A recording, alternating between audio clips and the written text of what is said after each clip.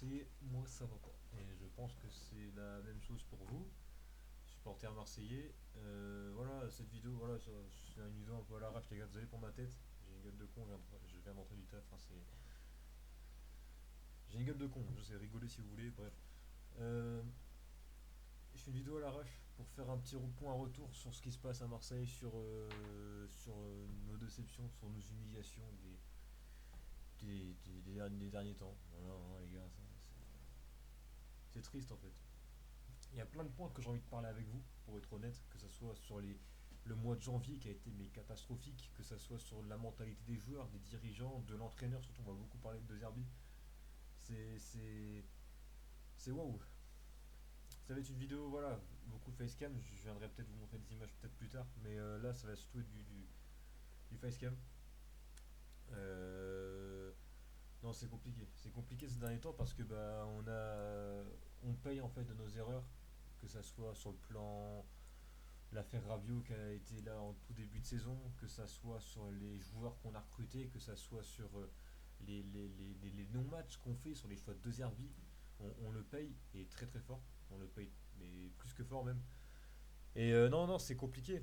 C'est compliqué parce que bah, désolé, j'en bégaye carrément. En fait, je me rends compte que tu vois, moi, tu vois, les gars, j'ai 21 ans cette année. J'ai jamais connu un trophée de l'OM. C'était 2012-2010 la dernière fois. J'étais jeune. Ça fait peut-être 6 ans, 6-7 ans que je suis vraiment l'OM, que ce soit tous les matchs, que ce soit les compétitions, que ce soit euh,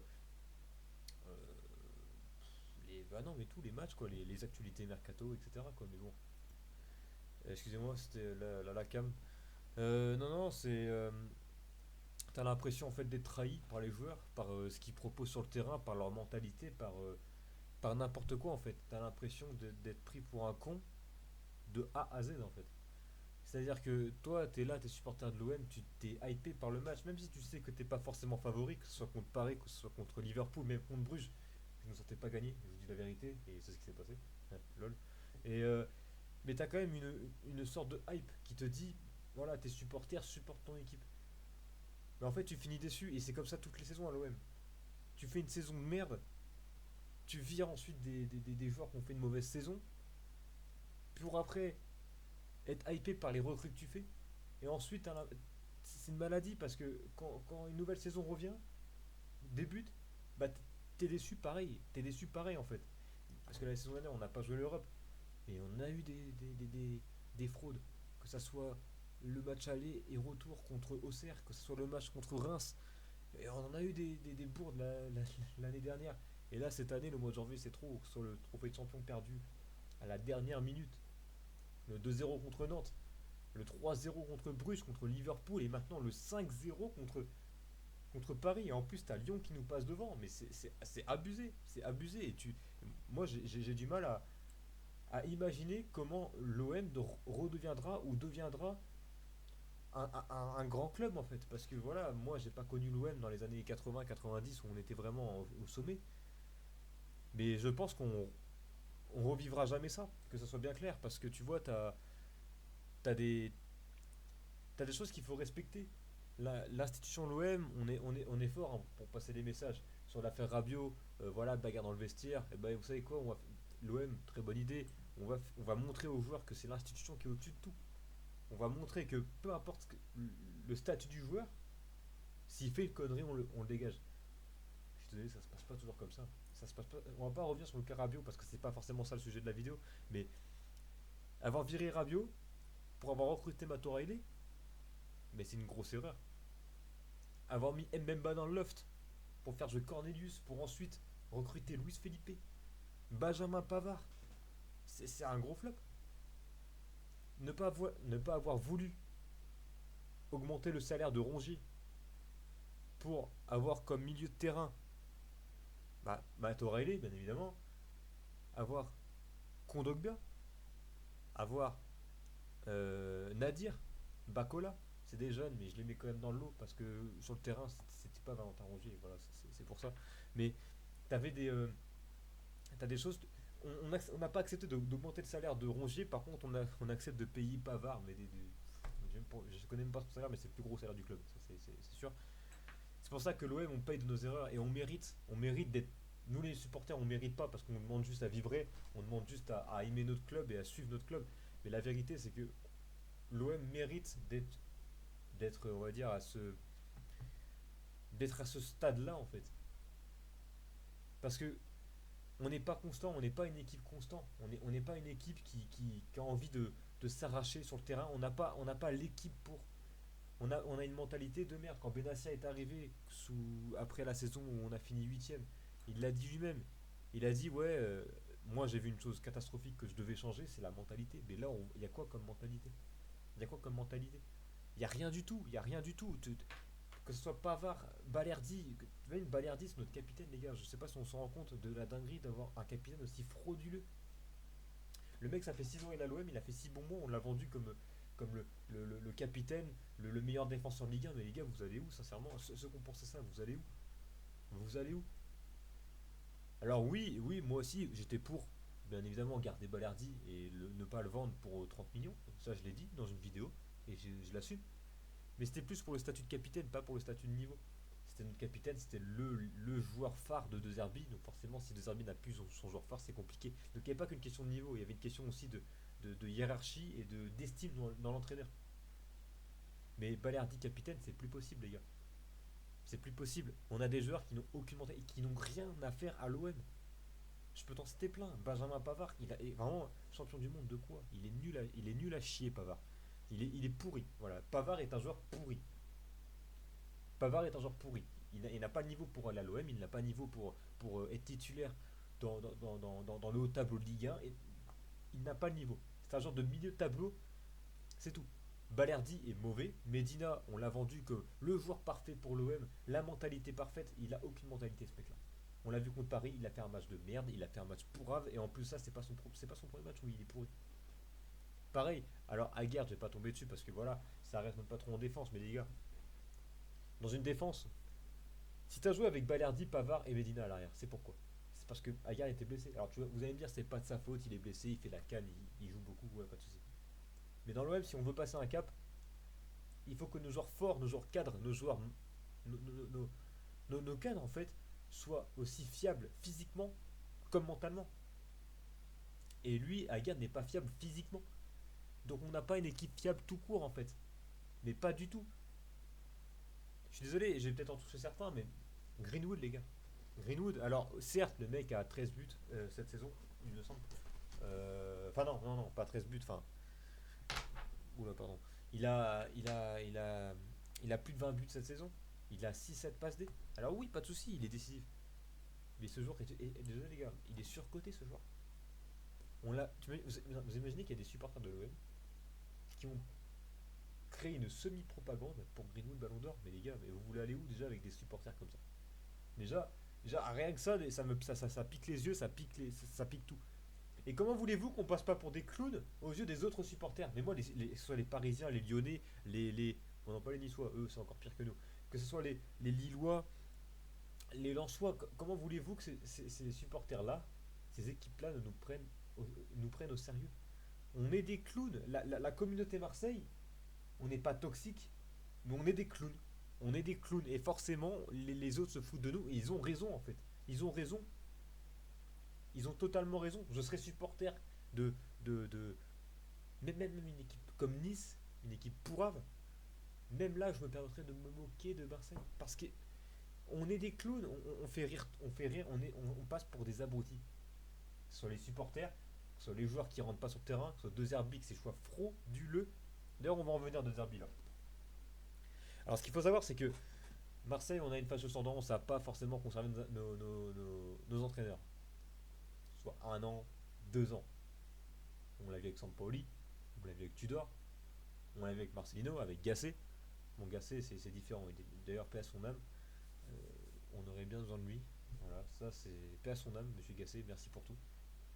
On l'a vu avec Gattuso, on l'a vu avec maintenant De Zerbi qui, pour moi, ne partira cet été. Donc on n'est pas constant au niveau des entraîneurs. Sauf que là, je vais faire une petite parenthèse. On a raison. On a raison. Parce que comment veux-tu qu'un projet aboutisse si au bout de 2 ans, ton équipe n'a pas confiance à son coach Et ton coach te fait vivre des plombes pareilles, parce que les humiliations, on n'a pas connu qu'une avec De Zerbi. Là, ça a été une humiliation tout le mois de janvier. L'année dernière contre Auxerre, contre Reims, ça a été une humiliation. Et là, contre Paris, le week-end dernier, c'est pas un débris cette vidéo, mais on va revenir un petit peu dessus. C'est, je pense, c'était le match de trop, je pense, pour De Zerbi. On a été patient, on est patient les supporters marseillais, parce que voilà, que ce soit les, pardon, que ce soit les trophées, on n'en gagne pas depuis 13 ans, 14 ans, on est très patient. Mais voir des, ne pas gagner un match c'est une chose, ne pas gagner Paris c'est une chose. Mais par contre, nous offrir des matchs comme ça, c'est juste une catastrophe ambulante. C'est une catastrophe. Une catastrophe. Tu peux pas être dans la honte. Il n'y a pas pire que l'OM. Se faire éliminer à la dernière seconde par un gardien qui était même pas ton adversaire ce soir-là, en Ligue des Champions, c'est une dinguerie. On n'a jamais vu ça et on ne reverra jamais ça. On se met d'accord. Faire 2-2 contre le Paris FC, une semaine après.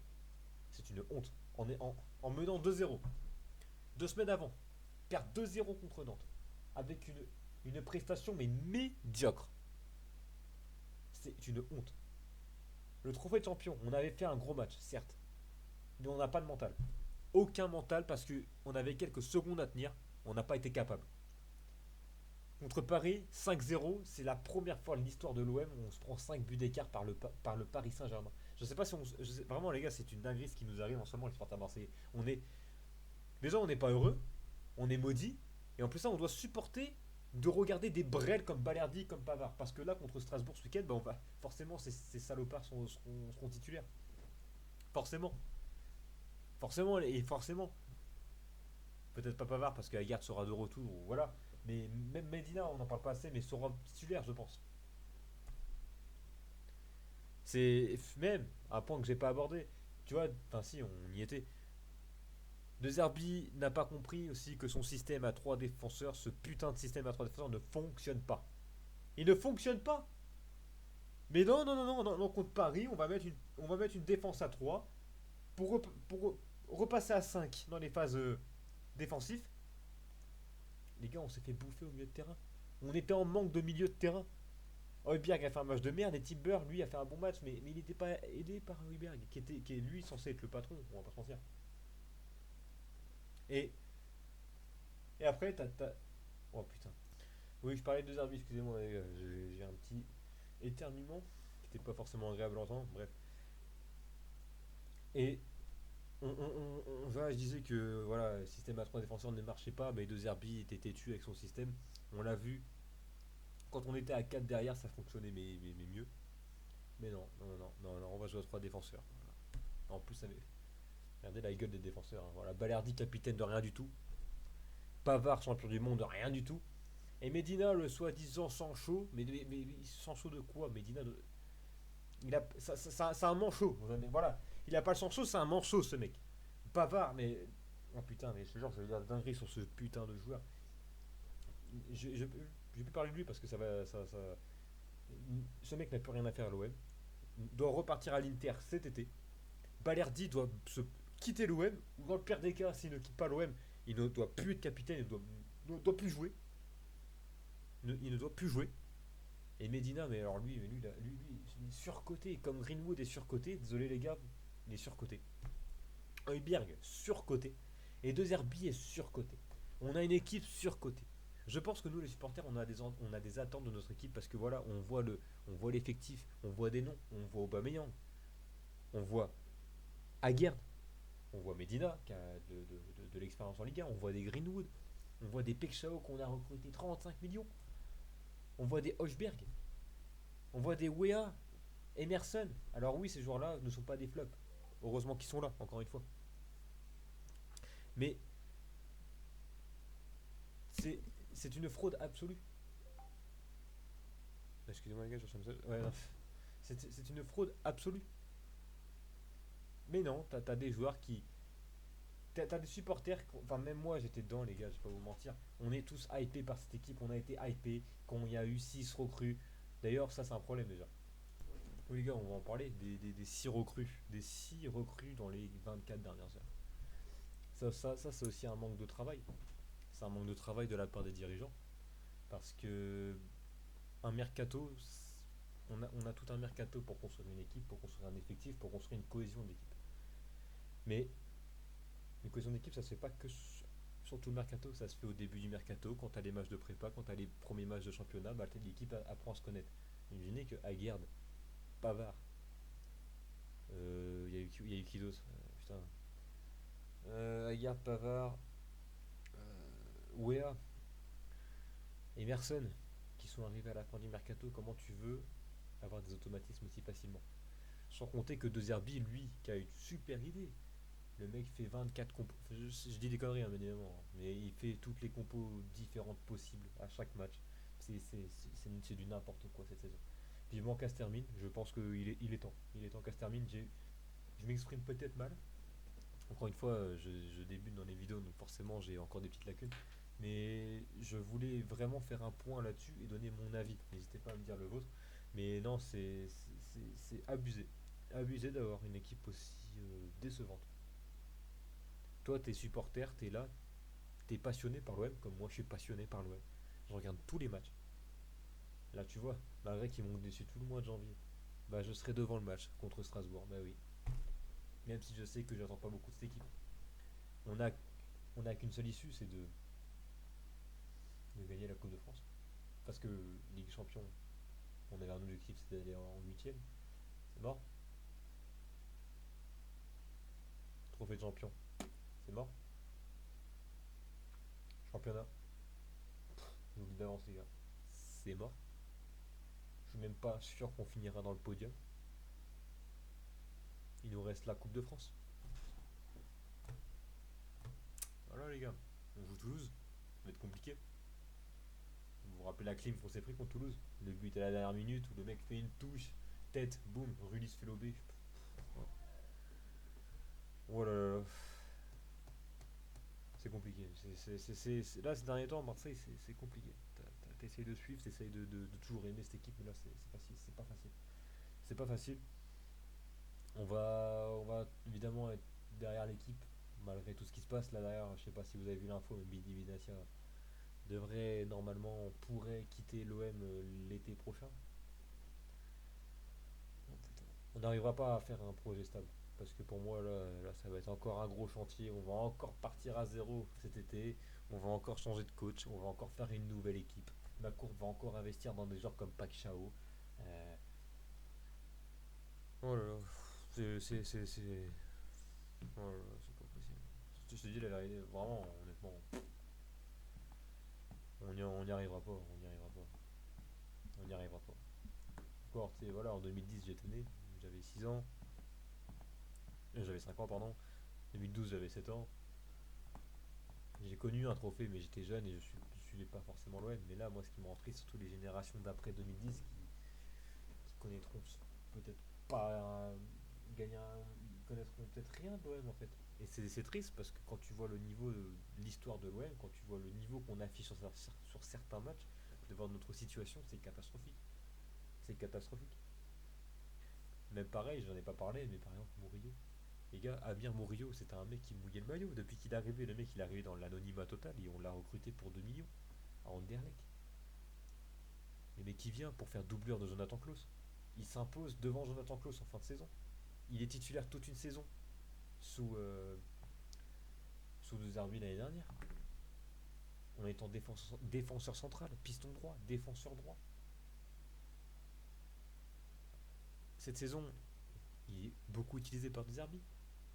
Défenseur gauche, défenseur droit, même défenseur central, les gars. Et le mec se fait virer du club parce que le mec n'a pas faim. Alors, je veux bien comprendre que voilà, il faut des joueurs qui ont faim sur le terrain. Je veux bien comprendre ça. C'est normal. C'est normal d'avoir faim sur le terrain. Mais si Murillo n'a pas faim, il a quoi Pavard? Il a quoi Medina? Il a quoi Balerdi? Il a quoi Hochberg?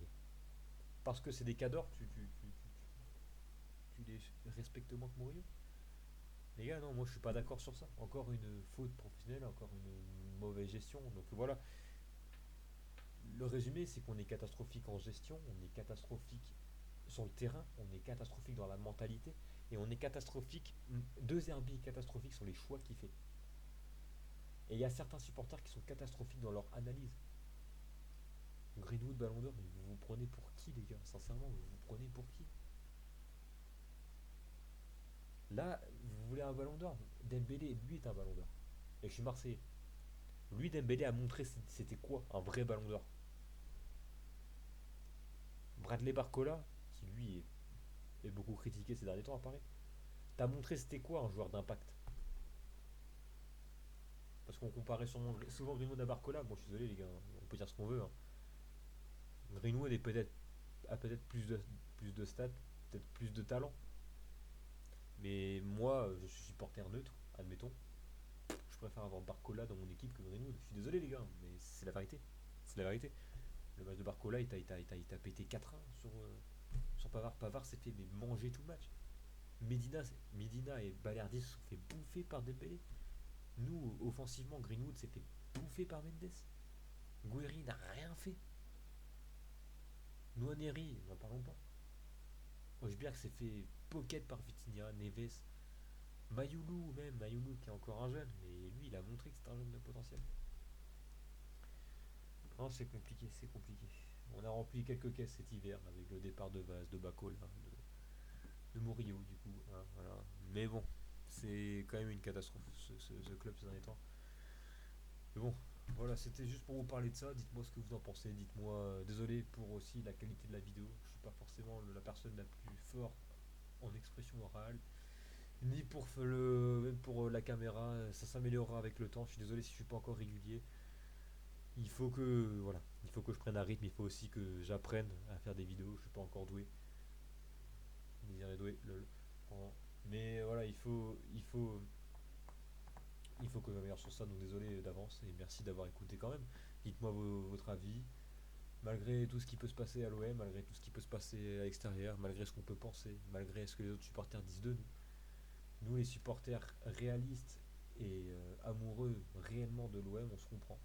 Donc les gars, on a quelque chose à dire. Allez l'OM pour toujours. Et puis bah moi je vous dis à bientôt les gars. Merci d'avoir écouté. Et bah dites-moi votre avis tout ça.